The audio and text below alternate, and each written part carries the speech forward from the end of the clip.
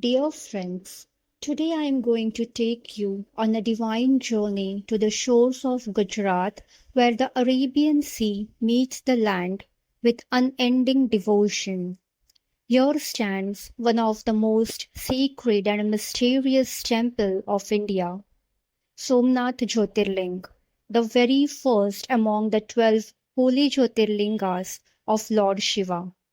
This temple is not just a place of worship, but a living witness of thousands of years of history, countless invasions, miraculous stories, and unshaken faith.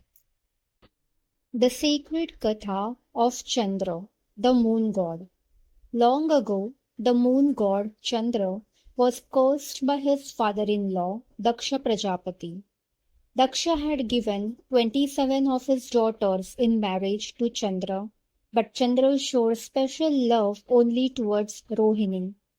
The other wives complained, and in anger, Daksha cursed Chandra to lose his luster, to fade away slowly.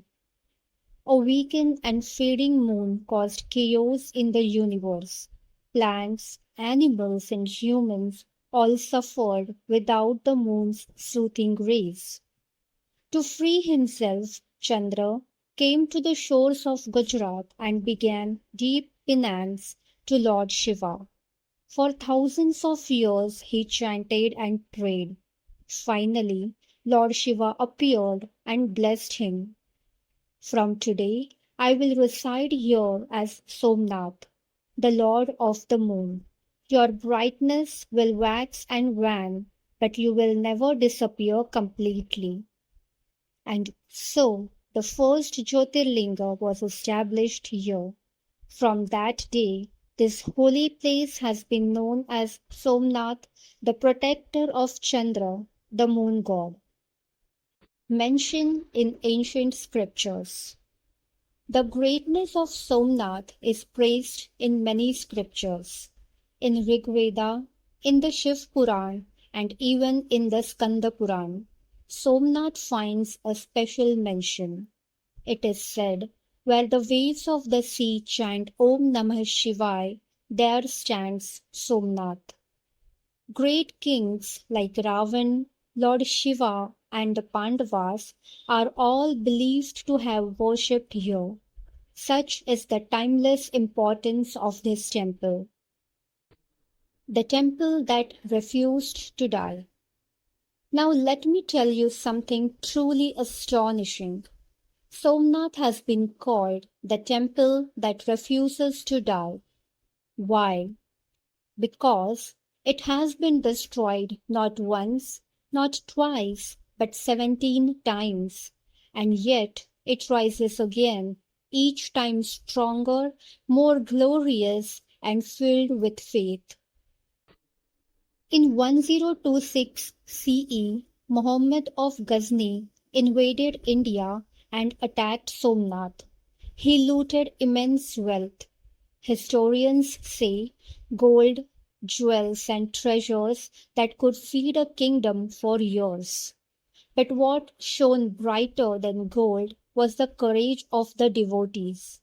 Even when swords clashed, they protected the scantum with chants of Har Har Mahadev. Later, other invaders like Alauddin Khilji's generals and the rulers of Delhi Sultanate tried to break it, but each time kings and devotees rebuilt it. The final destruction happened in the 18th century under Aurangzeb, but Somnath's spirit remained unbroken.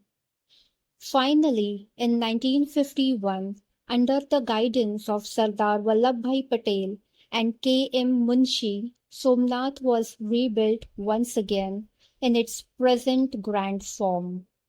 President Dr. Rajendra Prasad himself came for the installation of the sacred Jyotirlinga, declaring, "This temple is not just stone and structure, it is the symbol of India's eternal faith, which no power in the world can destroy." Mysteries of Somnath. Somnath is not only about history but also about divine mysteries. The arrow mystery. In the temple, an iron arrow pillar points towards the ocean. Beyond that line, there is not a single piece of land until Antarctica. Ancient people knew this geography thousands of years ago, proving their advanced knowledge. The floating Jyotirling. Traditional belief says that in ancient times the original Jyotirlinga at Somnath was suspended in the air, supported by the powerful magnetic force.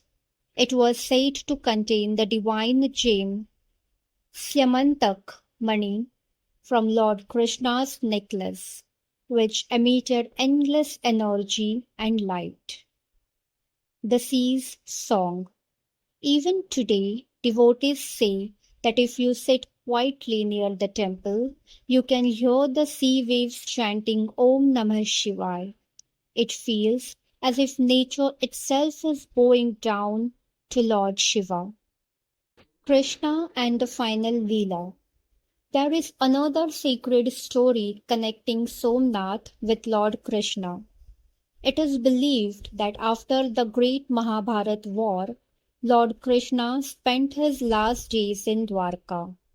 One day, while resting under a peepal tree, he was struck by a hunter's arrow. Before leaving his mortal body, Krishna came to Somnath to worship Lord Shiva. Thus, Somnath is also connected with Krishna's Moksha Leela. Spiritual power of Somnath. Devotees believe that visiting Somnath and offering prayers here removes deep-rooted fears, karmic debts and sorrows.